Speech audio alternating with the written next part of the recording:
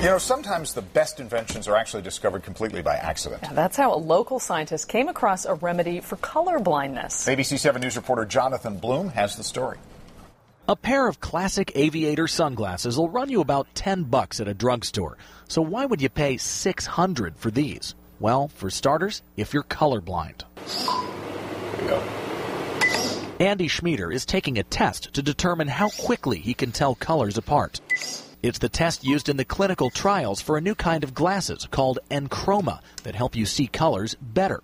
Don McPherson discovered it by accident when his friend borrowed a pair of his laser safety goggles to use as sunglasses while playing ultimate frisbee. And he said, "These are great. I can see the cones."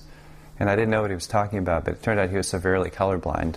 And he could see the orange cones on the green grass for the first time in his life. Color blindness is a genetic defect in the retina's color-sensing pigments. We have one that's sensitive to green light and one that's sensitive to red light. And you can immediately notice that the green and red sensitive photopigments overlap each other a lot. To someone with a color deficiency, the red and green overlap so much they both look basically brown, unless you can block a narrow part of the spectrum between red and green. And that's what enchroma does, meaning this orange flower will finally stand out from the green leaves behind it. But for someone who's color deficient, it goes way beyond just a new appreciation for plant life. The man-made world is built out of colors, and being able to tell them apart can be a matter of safety.